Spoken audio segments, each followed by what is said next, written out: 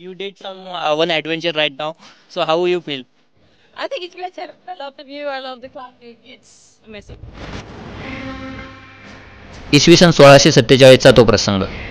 स्वराज्य स्थापनेचे स्वप्न उराशी घेऊन शिवराय इथे तोरण्याच्या पायी उतरले होते. गड विजापूरच्या बादशाकडे, पण किल्लेदार मराठा. त्याला बोलवणे पाठवले गेले. त्या रात्री राजाने त्याला काय सांगितले हे त्या काळ आणि काळोखालच ठाऊक. पण दुसऱ्या दिवशी सकाळी गडावर बादशाही निशाण खाली उतरले आणि मराठी जरी पटका फडकू लागला. राजे विजयी मुद्रेने गडावर आले. गड स्वराज्यात आला.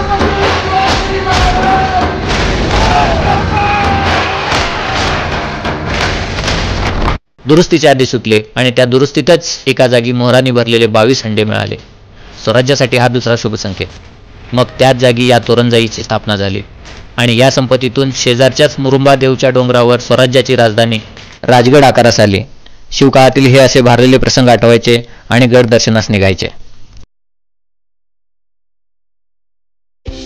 जय शिवराय मित्रांनो, मी शिवरायांचा मावळा Pramod Bhosale trek it easy या यूट्यूब चॅनलमध्ये आपले स्वागत करतो. आता आम्ही येऊन पोहोचलो आहोत वेल्हा या गावाच्या तोरणा या ट्रेकच्या स्टार्टिंग पॉईंटला. तोरणा किल्ला पुण्यापासून साधारणतः 50 किलोमीटर अंतरावर आहे. पुण्यातून येथे पोहोचण्यासाठी 2 मार्ग आहेत. पहिला मार्ग आहे पुणे, खडकवासला, पाबे घाट आणि वेल्हे. हा मार्ग घाटाचा असून थोडासा अवघड आहे. तर दुसरा सोपा मार्ग पुणे, नसरापूर, वेल्हे हा आहे. चला तर मग सुरुवात करूया आजच्या आपल्या ट्रेकला. आज आपण अनुभव घेणार आहोत तोरणा म्हणजेच प्रचंड गडाच्या भव्यतेचा आणि शिवरायांच्या दूरदृष्टीचा.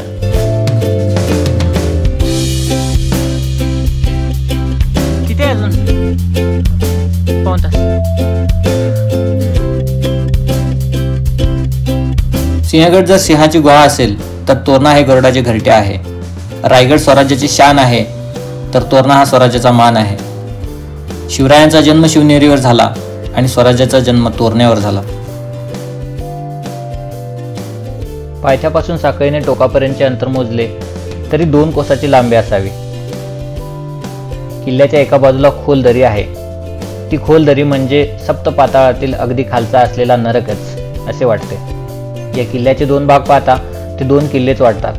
किल्ला अतिशय लांब आणि रुंद आहे. या पृथ्वीवरील डोंगर या किल्ल्याच्या पासंगालाही उतरू शकणार नाहीत. हे उद्गार आहेत किल्लेदार खानाचे. इसवी सन 1690च्या सुमारास तोरणा किल्ला मोगलांच्या ताब्यात होता. त्यावेळी मोगलांच्या वतीने किल्लेदार खान हा तोरण्याचा किल्लेदार होता. त्याचे खरे नाव हातम खान असे होते. हातम खानाच्या या वाक्यावरूनच तोरण्याची भव्यता आपल्या लक्षात येते. साधारणतः 20-25 मिनिटाचा ट्रेक केल्यानंतर आपण येऊन पोहोचतो एका पठारी प्रदेशावर.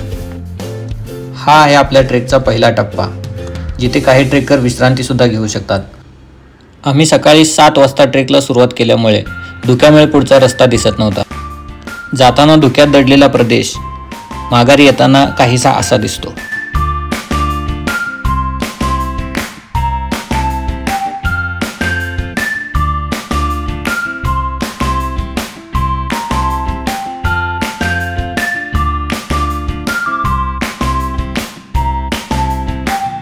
अशाच प्रकारचे 2 पठारी प्रदेश पार केल्यानंतर सुरू होतो तो अवघड टप्पा. हे टप्पे पार करता यावेत म्हणून शासनाने जागोजागी लोखंडी कटड्याची व्यवस्था केली आहे. ह्या टप्प्यापासून पुढील वाट अवघड घसरडी आहे. एकमेकाचा आधार घेत पाय रोवत आपल्याला वर जायला लागते.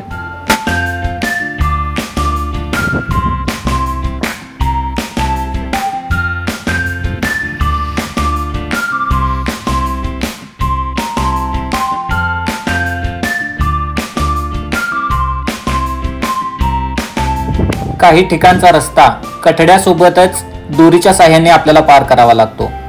यानंतर येते ती अवघड तुटक्या दगडांच्या पायऱ्याची चढण. ही चढण चढून घळीच्या माथ्यावरील बिनी दरवाजाचे दर्शन आपणास घडते. ह्या नैसर्गिक घळीचा उपयोग दगडी पायऱ्या तयार करून वर जाण्यासाठी केलेला आहे. या पायऱ्या चढून आपण बिनी दरवाजातून येऊन विसावा घेतो, कारण आपण दमलेलो असतो. मग येथे प्रसन्न करणारा वारा क्षणात आपला शिनवटा पळवून लावतो. पावसाळ्यात ह्याच दरवाजातून व पुढे आलेल्या घळीतून पाणी धोधो वाहत असते. गडाच्या संरक्षणाच्या दृष्टीने बिनी दरवाजा आकाराने छोटा आहे. हा बिनी दरवाजा 2.5 मीटर उंच व 1.5 मीटर रुंद आहे. त्याला पूर्वी दरवाजा होता. यावर 5-6 माणसे बसण्याजोगी जागा तयार करण्यात आली आहे.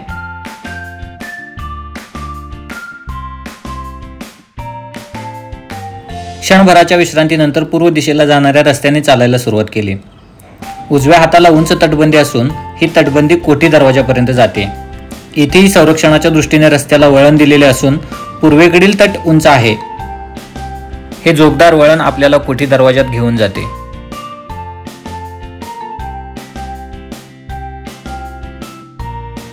छत्रपती शिवाजी महाराज की जय. दरवाजाचे बांधकाम मजबूत असून आत शिपाई लोकांसाठी देवड्या केलेल्या आहेत. कोठी दरवाजा 2.8 मीटर उंच व 1.7 मीटर रुंद आहे. हा दरवाजा पूर्वाभिमुख असून पुढील पायऱ्या कातळात खोदलेला आहे.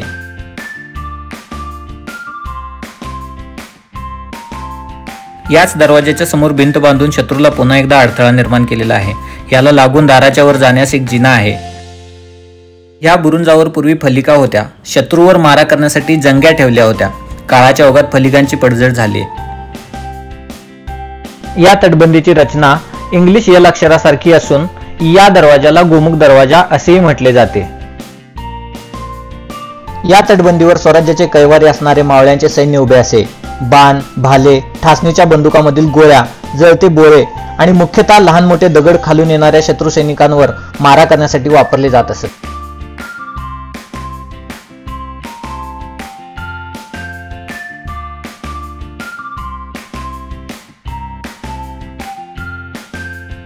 शासनाकडून गड संवर्धन आणि गड पुनर्बांधणीचे काम अविरतपणे चालूच आहे. हे पाहून मन थोडेसे सुखावते.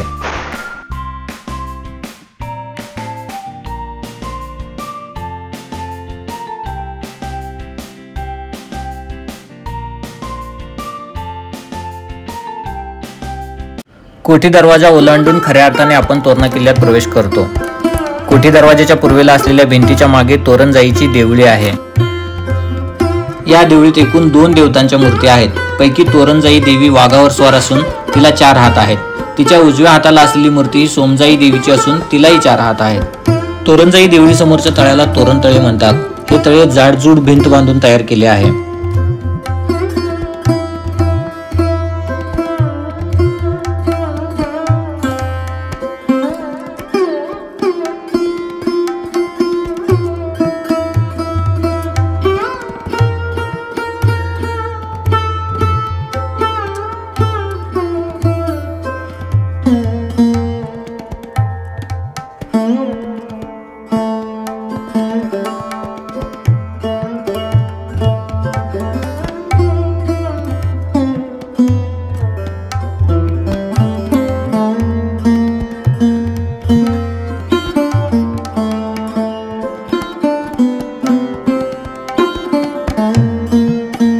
कोठी दरवाजातून किल्ल्यात प्रवेश केल्यानंतर एक रस्ता जातो खोकट टाके, मेंगाई देवी मंदिर, तर दुसरा रस्ता जातो लक्कडखाना आणि झुंजार माचीकडे.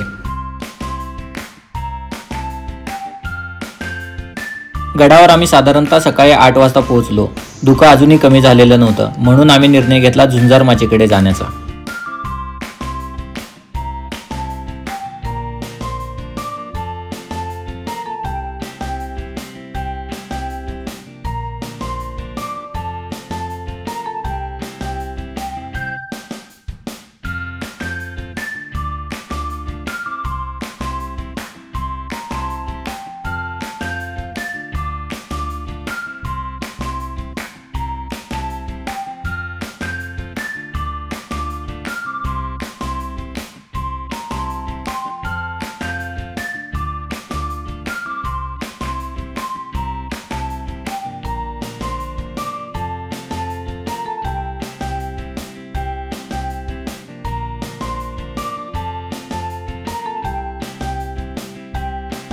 झुंजार माचीकडे जाण्यासाठी तटाला लावलेल्या शिडीचा आणि दोरखंडाचा वापर करून तिथून जवळच असलेल्या दुसऱ्या एका बुरुजावर पोहोचलो.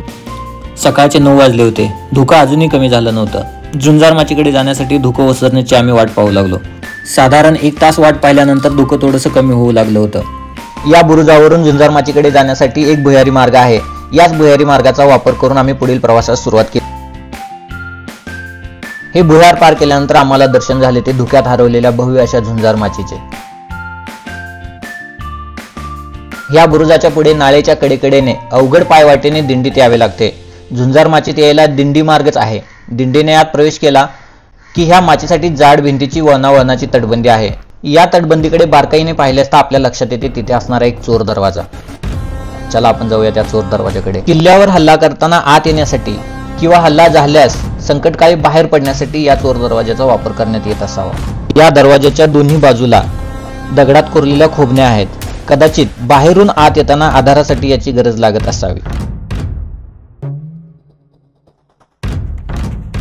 या तटबंदीच्या कडेकडेने चालत जात असताना आपल्या लक्षात येते की डावी उजवीकडे पाण्याची टाकी आहेत.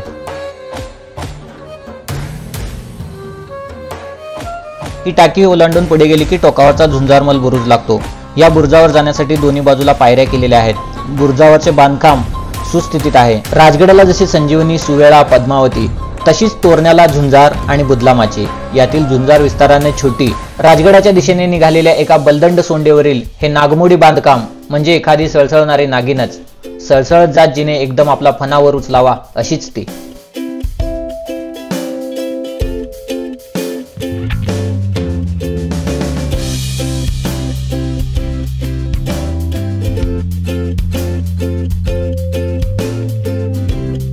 या बुरुजाखाली भुयार असून या भुयारात पायऱ्या उतरून आत शिरले की झुंजारमल बुरुजाच्या बाहेर जाण्यासाठी 1.5 फूट बाय 1.5 फूट आकाराची चौकोनी दिंडी आहे.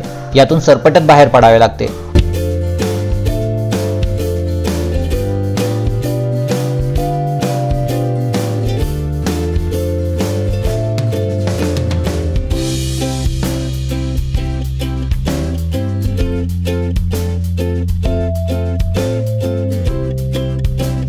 या बुरुजाच्या बाहेर एक बाह्य बुरुज असून त्याच्या भिंती उंच असल्याने बाहेरचे काहीही दिसत नाही. मात्र ह्या बुरुजाच्या पुढील माळेला शिडीचा माळ असे म्हणतात.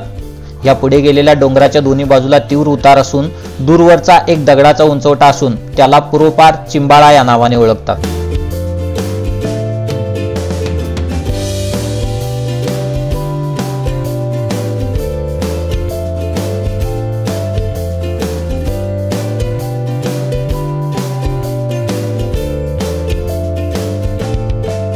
झुंजार माचीवरून हनुमान बुरुजाकडे पाहिले की भला मोठा हत्ती आपले गंडस्थळ स्थिर करून आपला वेध घेत असल्याचा भास होतो. तर त्याच्या पायाखालचा भुयाराचा बुरुज हत्तीच्या पिल्लासारखा भिवून उभा असावा असेच वाटते.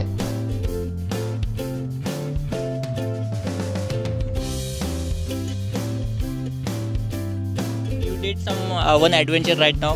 So how you feel? I think it's great here. I love the view. I love the climbing. It's amazing. Yeah. There are many forts same like this, and you will feel more adventure here. And this is the first fort which was taken over by Chhatrapati Shivaji Maharaj. So they take over 350 forts, more than 350 forts, but this is the first fort. So that is the beauty of this fort actually. Yeah, enjoy. Thank you. Thank you. Bye. या गडावर पूर्वी तोरण जातीची झाडे जास्त होती म्हणून याला तोरणा असे नाव मिळाले. याशिवाय पण खरे तर शिवरायांनी मुठभर मावळे सोबत घेऊन तोरणा घेण्यापूर्वी रोयडा किल्ला जिंकत स्वराज्याची घोडदौड सुरू केली होती. आता आपण परत आलो होतो हनुमान बुरुजावर. या परिसरातील हवा जर स्वच्छ असेल तर तोरण्याच्या पूर्व दिशेला पुरंदर, त्याच्या गळ्यात गळा घालणारा वज्रगड हे 2 किल्ले आपले लक्ष वेधून घेतात. तर इकडे अग्नेयला नजर फिरवली तर 5-6 किलोमीटर अंतरावर अवाढव्य राजगड आपल्याला आमंत्रण देत असतो.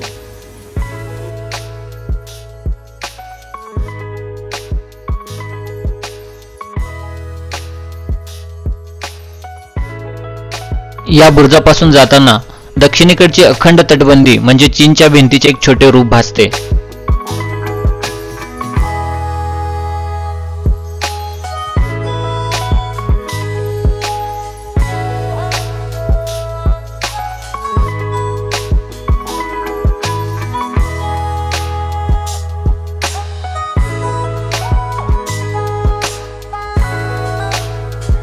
वाटेत चिबंदीची घरटी, दारुगोळ्याची कोठारे, मसोबा टाके, ढालकाठीची जागा असे बरेच काही दिसते. आता हे सारे निव्वळ अवशेष, पण तेच त्यांची ही नावे, त्यांचा उपयोग समजला की जणू या प्रत्येकामध्ये पुन्हा जीव संचारतो.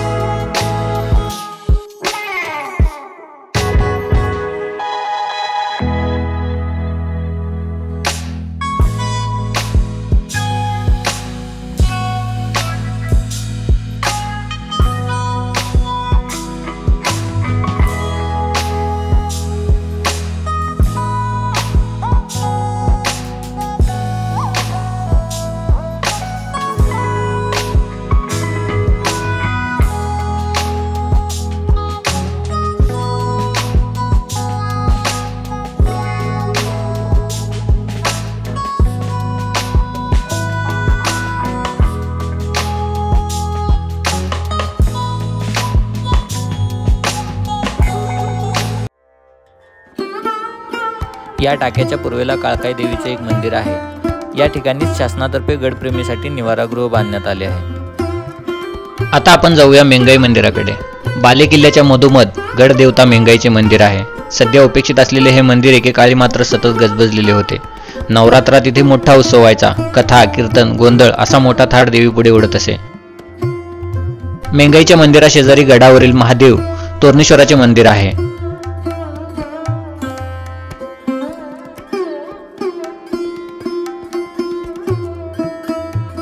किल्ल्याच्या पश्चिम तटबंदीकडून कोकण दरवाजाकडे जाताना आपल्याला काही पाण्याची टाके दिसतात।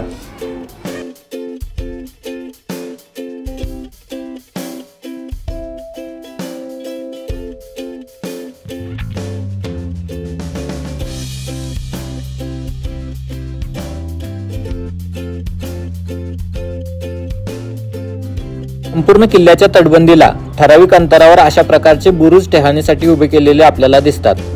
प्रत्येक बुरुजावर असलेल्या जंग्यामधून शत्रू पक्षावर नजर ठेवून त्याचा वेध घेता येतो।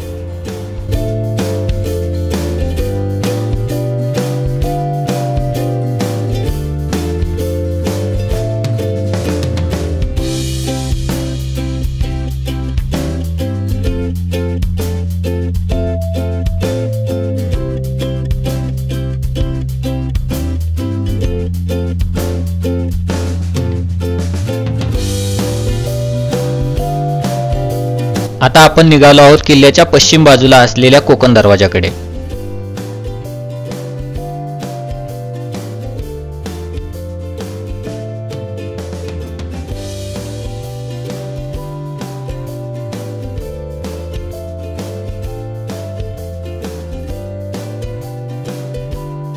बालेकिल्ल्यावर पश्चिमेच्या बाजूने अतिक्रमण झाले तर संरक्षण करता यावे, शत्रूला येथेच थोपून धरता यावे यासाठी कोकण दरवाजाचे बुरुज बांधल्याचे ध्यानात येते। हे दोन्ही बुरुज उंचीला सारखे असून एक अर्धवर्तुळाकृती तर दुसरा अष्टकोनी आहे। ह्या वाटेने महाद्वाराकडे येताना किमान 2 वेळा परस्पर विरोधी दिशाबदल करणे भाग पडत असे। त्यावेळी दरवाजा व त्या शेजारचे बुरुज येथे दुर्ग संरक्षणासाठी उभे असलेले मराठी सैन्य शत्रू सैनिकाच्या मानेचा व पाठीचा असंरक्षित भाग लक्ष करून बाण, भाले, बंदुकीच्या गोळ्या यांचा मारा करून महाद्वारापर्यंत पोहोचलेल्या शत्रूला गारद करून टाकत असे। या गोमुखी रचनेच्या प्रवेशद्वारासमोर 2 बुरुजामधील अंतर खूप कमी, तुलनेने अधिक चढाच्या अरुंद पायऱ्या आणि ऐन दरवाजासमोर सरळ रेषेत कमीत कमी अंतर अशी वैशिष्ट्ये आढळतात।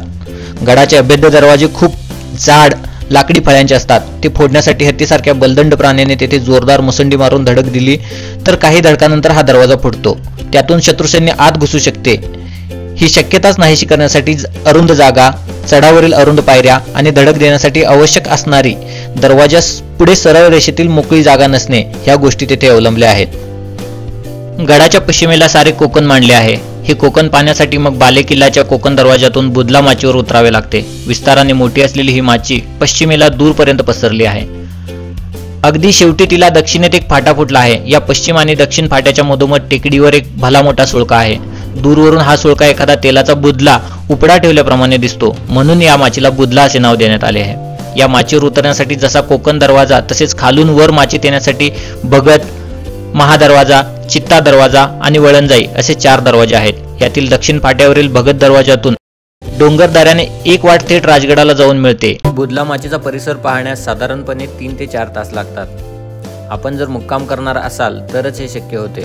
आता आपण कोकण दरवाजाच्या पश्चिमेकडील तटबंदीच्या कडेकडेने उत्तरेकडे निघालो आहोत। पश्चिमेला नजर टाकली की गडाच्या प्रचंड उताराच्या दऱ्या दिसतात। त्यावर कोठे कोठे कारवीच्या झाडाची दृष्टी पण दिसते।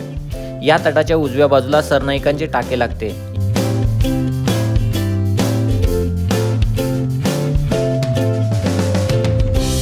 इथून पश्चिमेकडील भाग पाहत तटाला लागून असलेल्या पायऱ्या लागतात। पायऱ्या मजबूत व दणकट आहेत। या पायऱ्या उतरल्या की सफेली बुरुज लागतो।